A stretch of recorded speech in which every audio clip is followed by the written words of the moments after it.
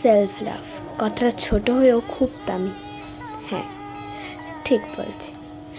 আমাদের অনেকজন পাড়ার মানুষজন আমাদেরকে অনেক কিছু কথা বলে আমাদেরকে ডিমোটিভেট করে দেয়, যেমন ইস তুই কি রোগা রে, ইস তুই কি মোটা রে, উফ তোর চেহারাটা না একদম ভালো না, কি মেকআপ করিস, মুখটা একদম ভালো না। এসব কথা শুনে আমরা ডিমোটিভেট হয়ে নিজেকেই দেখতে ব্যস্ত হয়ে যাই আর ভাবি সত্যি কি তাই।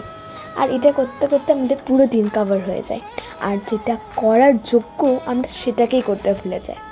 হ্যাঁ, তার জন্যই বলছি নিজেকে ভালোবাসাটা খুব জরুরি।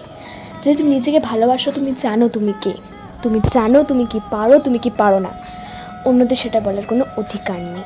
আর যদি তারা বলেও থাকে তোমার কোনো তাতে যায় আসবে না, কারণ তুমি জানো যে হ্যাঁ আমি এটা। তার জন্য বলছি self love is more better than to loving others.